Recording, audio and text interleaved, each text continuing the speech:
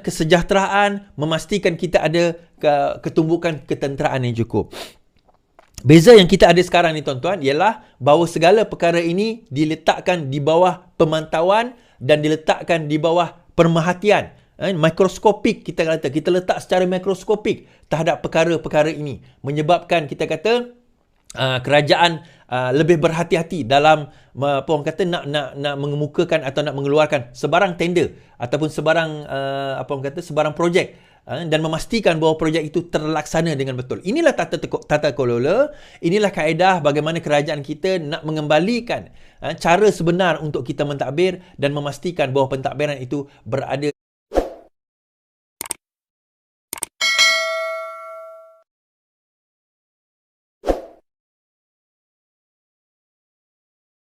Assalamualaikum warahmatullahi taala wabarakatuh. Selamat sejahtera, selamat malam. Salam reformasi, salam perjuangan saya ucapkan kepada tuan-tuan dan puan-puan yang saya hormati sekalian. Kejap. Saya rasa audio saya ada problem. Kejap Saya tak check audio saya tadi. Suara. Alamak.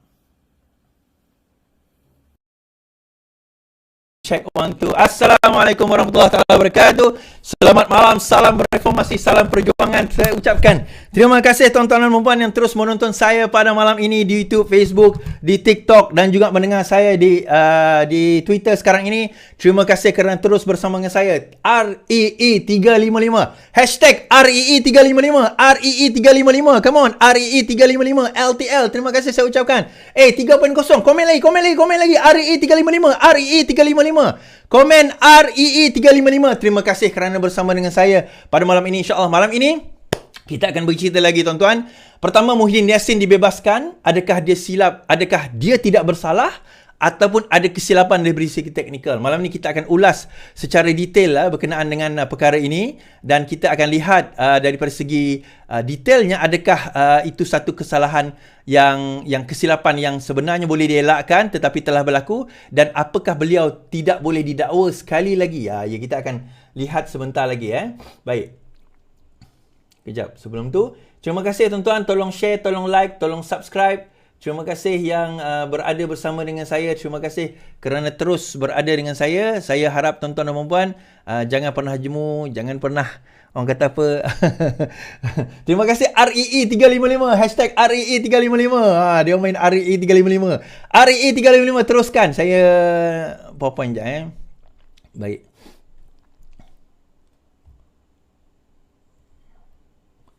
Tuan-tuan, saya minta maaf. Saya kena betulkan sikit.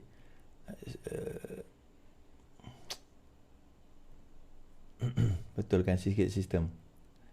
Tadi bila bising.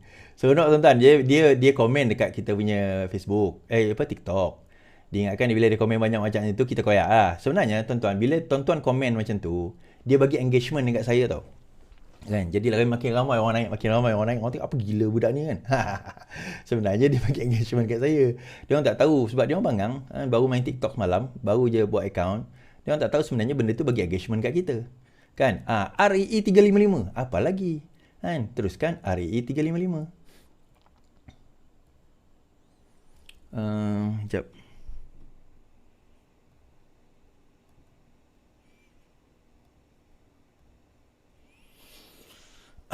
Dan saya harap tuan-tuan dan puan-puan terus share, terus like, terus subscribe, terus retweet. Terima kasih kerana bersama dengan saya. Hashtag REE355. REE355. Seperti biasa REE355 tuan-tuan. Ya, REE355. Dia nak main kat kita mainkan dia balik. Ya, itu yang kita nak, insyaAllah. Pasal saya punya sistem jam.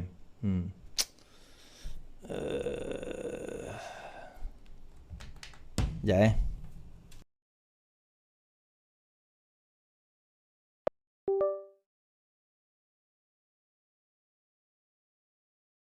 Bunyi sistem panas tuan-tuan.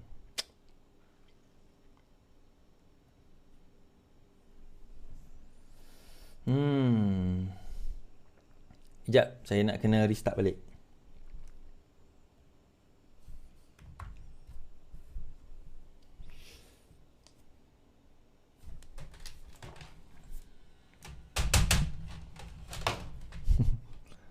Ada jam.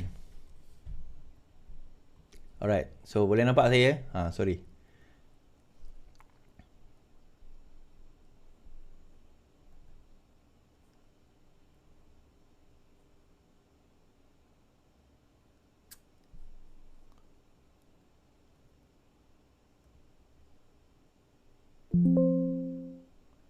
Tuan-tuan.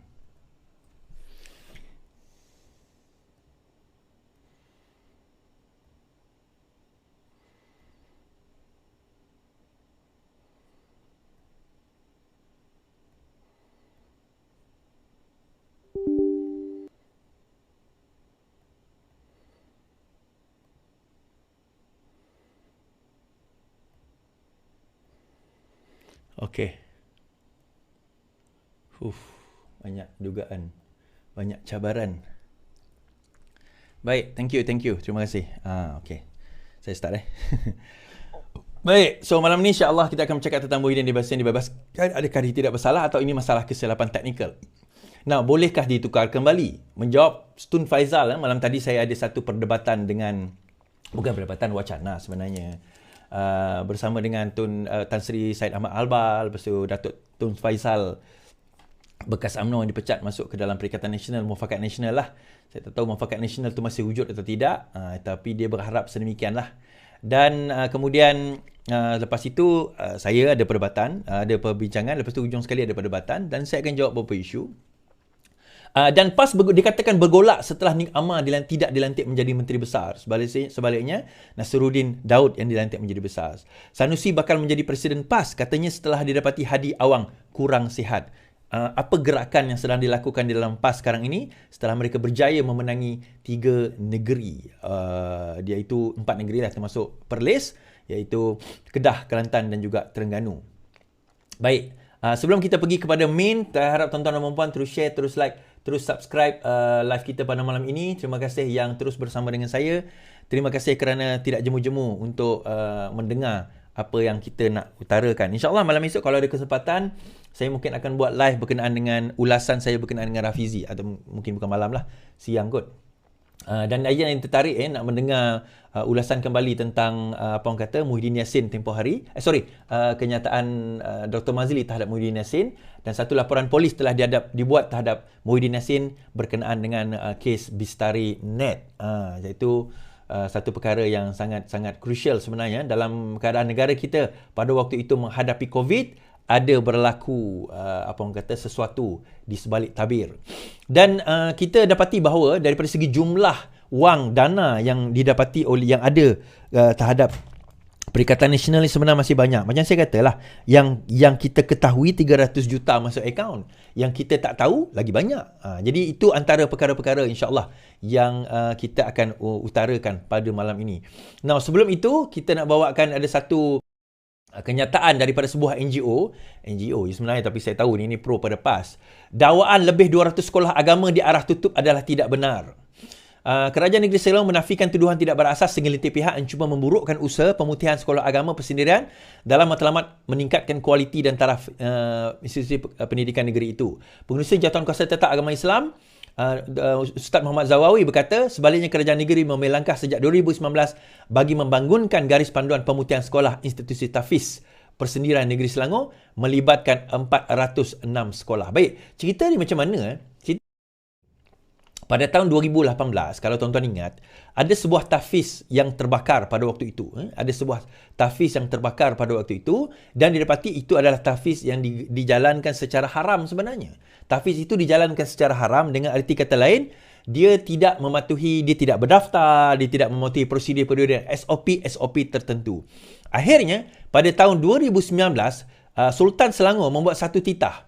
Dan titah beliau adalah tutup sekolah tahfiz tak berdaftar. Menurut Sultan Selangor pada tahun 2019, 2019, Sultan Selangor, Sultan Sharafuddin Idris Shah bertitah semua sekolah swasta tahfiz yang tidak berdaftar dengan Jabatan Agama Islam ditutup serta ditamatkan perkhidmatannya. Baginda bertitah terdapat sejumlah 15% pelajar di sekitar 263 sekolah tahfiz yang berdaftar dengan JAIZ sehingga kini. Beta menitahkan sekolah-sekolah tahfiz yang tidak berdaftar dengan JAIZ dan tidak mempunyai kurikulum dan sistem pendidikan akademik moden hendaklah ditutup dan ditamatkan perkhidmatannya. Now, dakwaan mengatakan bahawa sekolah tahfiz telah ditutup sebanyak 200 apabila kerajaan ini memerintah adalah satu dakwaan dan tuduhan yang amat jahat lah, amat jahat terhadap kerajaan, dan satu usaha fitnah mereka yang mereka lakukan. Sekali lagi, atas tujuan apa tuan-tuan? Kononnya kerajaan kita telah menutup. Mereka lupa, NGO ini lupa, ini adalah titah yang Sultan Selangor pada waktu itu. Jadi adakah NGO ini nak menderhaka kepada titah Sultan Selangor? Kita tanya soalan ini. Adakah NGO ini nak menderhaka kepada titah Sultan Selangor? Dan yang paling penting, kenapa arahan tersebut dijalankan? Bukan kita nak tutup sewenang-wenangnya, tetapi perlulah menurut Sultan Selangor berdaftar di bawah Jabatan Agama Islam Selangor, mengikut SOP dan kurikulum JAIZ menurut prosedur-prosedur keselamatan. Ini tujuannya adalah untuk keselamatan dan kesejahteraan mereka yang mengikuti tahfiz tersebut. Nak ada tahfiz tak ada masalah, tetapi persepsi mereka nak wujudkan seolah-olah nak menyatakan bahawa tengok Selangor sekarang ini cuba menutup sekolah-sekolah tahfiz. Tapi itulah permainan yang mereka bawa, tuan-tuan.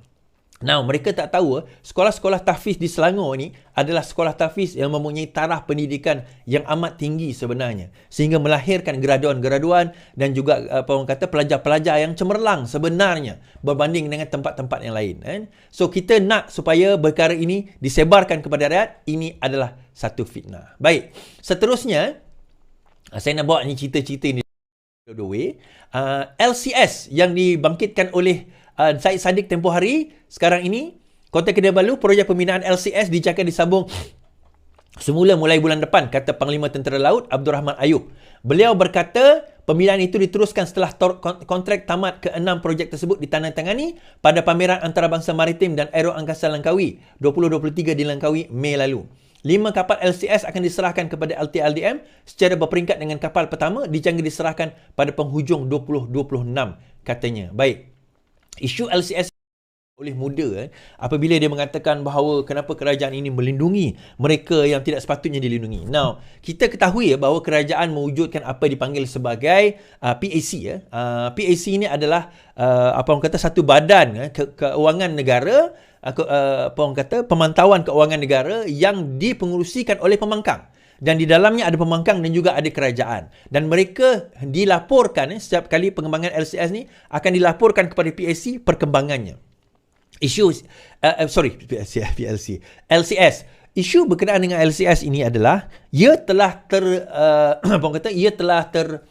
tertunda terlalu lama dan sejumlah wang telah dibelanjakan. Kalau kita tidak membelanjakan tambahan wang, maka kita tidak akan ada kapal yang akan melindungi negara kita. So, akhirnya kerajaan memutuskan untuk meneruskan projek ini, tambah bajet, tetapi dengan pemantauan ketat daripada siapa? Daripada kabinet, daripada PAC, daripada audit negara.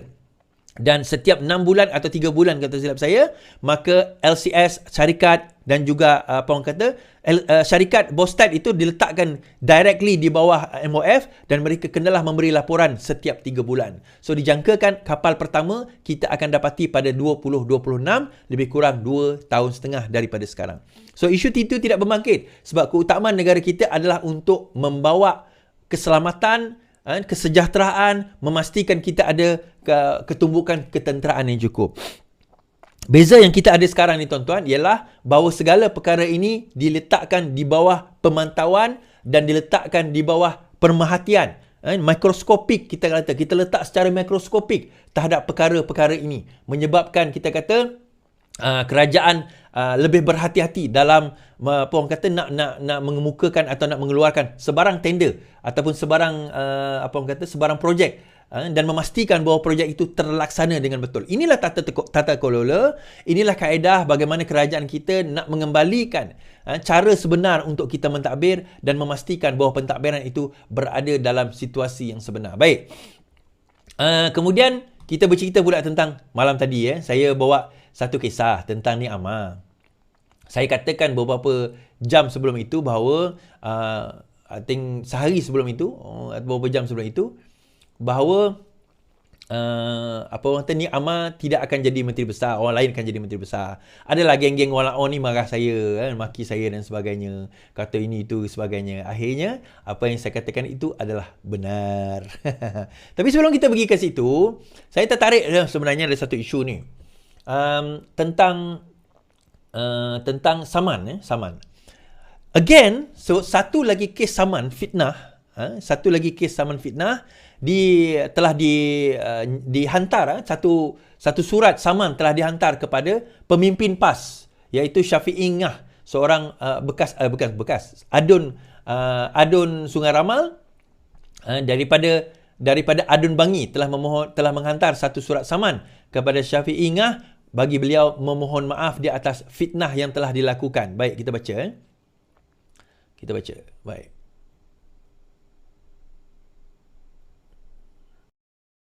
Adun Bangi, Syahrizan tuntut bekas Adun Bangi mohon maaf. Ahli Parlimen Bangi, dia Adun sekarang ni, Adun Sungai Ramal. Ahli Parlimen Bangi Syahrizan Johan menuntut Yang di-Pertua PAS Bangi Muhammad Syafiee Ngah melakukan permohonan maaf selain membayar pampasan kepadanya susulan beberapa kenyataan fitnah yang dibuat dalam dua majlis perikatan PN baru-baru ini. Syahrizan berkata sekiranya tuntutan berkenaan tidak dipenuhi dalam tempoh 48 jam, tindakan guaman akan dikenakan terhadap bekas ahli Dewan Undangan Negeri Bangi itu. Sebagai ahli Parlimen Bangi, saya terbuka untuk dikritik mengenai prestasi saya sejak dipilih dengan sah pada tahun lepas. Apabila nampaknya PN di Bangi hanya berminat untuk bermain politik fitnah dan kebencian, bukannya politik matang atau sejahtera, katanya. Sebelum ini, Syahrizan dilaporkan tidak teragak-agak mengambil tindakan terhadap penyokong PN, terutama PAS yang memfitnahnya berhubung isu kalimah Allah. Beliau yang juga setiausaha politik kepada veteran DAP Lim Kit Siang menegaskan mana-mana pihak yang masih berdegil dan terus memfitnahnya akan berdepan risiko disaman. Dalam pada itu, Syahrizan memaklumkan peguamnya telah menghantar surat tuntutan pada hari ini. Maka dengan ini, proses terhadap beliau bermulalah. Saman berikut ke terhadap Syafiee Ngah. Now, oleh Syafiee Ngah berkenaan kalimah Allah ni, dan bila ditanya oleh wartawan adakah beliau akan meminta maaf, Syafiee Ngah mengatakan bahawa beliau tidak akan meminta maaf, tuan-tuan. Dia kata dia tidak akan meminta maaf, dia akan membawa perkara tersebut ke mahkamah dan dia kata dia ada bukti-bukti dan juga evidence lah, kita kata bukti-bukti yang mengatakan bahawa tidak, ini perkara ini adalah benar, ini adalah dakwaan yang dibuat di dalam ceramah-ceramah tersebut adalah benar. Baik. Kalau begitu keadaannya, maka kita akan menyaksikan selepas ini sama ada Syafiee Ngah ini akan menang atau tidak dalam kes saman fitnah ini. Now, fitnah dengan PAS ni tidak berpisah, tuan-tuan. Sebagaimana pun juga sumpah seranah, sebagaimana juga makian, sebagaimana juga cacian, sebagaimana juga mereka menghina kita, fizikal kita dan sebagainya. Itu adalah mainan yang diajar dan ditarbiahkan oleh PAS. Bagi saya mudah saja. Ini saya pesanan kepada anak-anak muda dalam Pakatan Harapan.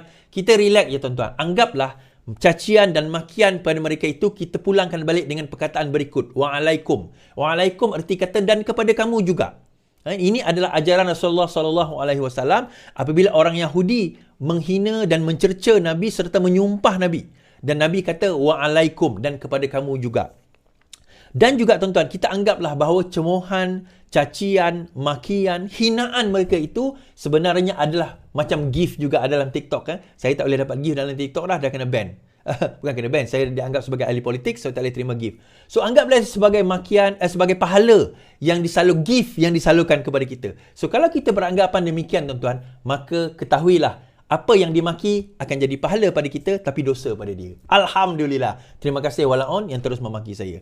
Baik, kita terus beralih kepada cerita seterusnya. Now, sebelum saya bercerita tentang kes sama ada bolehkah kes what do you call that? Muhyiddin Yassin ini didakwa semula. Bolehkah Muhyiddin Yassin ini ditangkap semula? Baik, kita bawa dahulu berkenaan dengan kisah PAS. Semalam kalau kita tengok ada satu kenyataan daripada Nick Amar dalam page Facebook dia. Dia tulis itu, kusangka aur di pinggir tebing, rupanya tebu di pinggir bibir. Kukira jujur pancaran batin, rupanya palsu penghias zahir. Dia kecewa, tuan-tuan, setelah tidak dilantik menjadi Menteri Besar. So, saya balas pantun tersebut. Usah dikenang perahu hilang, entah dicuri penyamun kedah. Usah dikenang jawatan hilang, dibuka pilih keluar tanah. So, kenapa kenyataan ini dikeluarkan? Sebab akhirnya terjawab bahawa Nasruddin angkat sumpah sebagai Menteri Besar Kelantan membenarkan dakwaan kita selama ini bahawa Nik Amar tidak akan jadi Menteri Besar. Ahli Dewan Undangan Negeri Meranti, Datuk Nasruddin Daud atau juga dikenali sebagai Singa PAS, Panglima, setelah mengangkat sumpah sebagai Menteri Besar Kelantan yang baru, manakala Adun Temangan, Datuk Dr. Muhammad Fazil Hassan sebagai Timbalan Besar hari ini. Nasruddin dan Muhammad Fazil mengangkat sumpah jawatan berkenaan jam 5.30 di hadapan Sultan Kelantan. Kenyataan ini keluar tuan-tuan apabila apabila satu kenyataan secara last minute 2-3 hari sebelum pilihan raya pembuangan undi dilakukan bahawa PAS akan melantik seorang teknokrat dan juga seorang agamawan untuk menjadi memegang jawatan Menteri Besar dan Timbalan Menteri Besar. Akhirnya terjawab bahawa agamawan itu bukannya Nik Amar. Kenapa tuan-tuan? Banyak perkara. Antara perkara yang besar adalah kegagalan Nik Amar dalam PR. Dalam PR dia.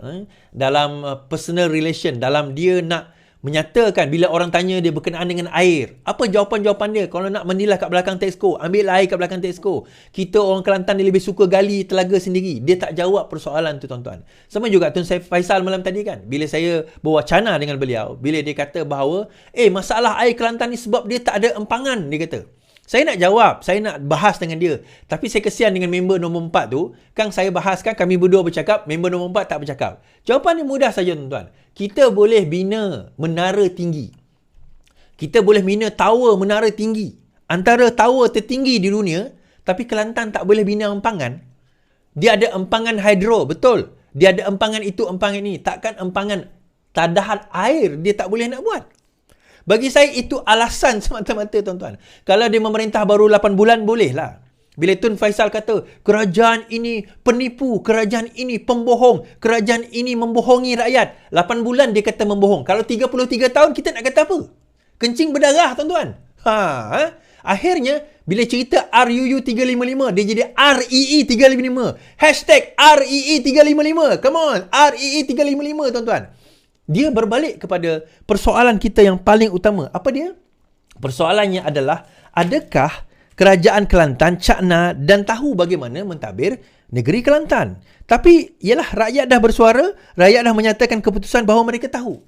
Kalau kita tengok daripada rata-rata saluran 1, saluran 2, saluran 3 di negeri Kelantan, mereka memilih Pakatan Harapan. Tetapi saluran 3, 4, 5, 6, 7, kalau orang muda ni, yang memilih Perikatan Nasional PAS. Dan kebanyakan mereka tak tinggal pun di negeri Kelantan. Mereka tinggal dekat Selangor, mereka tinggal dekat Negeri Sembilan, Kuala Lumpur, mereka tinggal dekat Perak, dekat Penang. Tapi mereka balik, mereka mengundi, mereka memastikan bahawa mak bapak keluarga mereka hidup susah dekat negeri itu, sedangkan mereka senang lenang dekat negeri mereka masing-masing. Tapi tak apalah, itu pilihan dia masing-masing.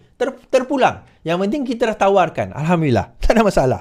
But point saya adalah, kalau itu alasan dia, tak ada empangan, alasan dia, kenapa tak dibina empangan?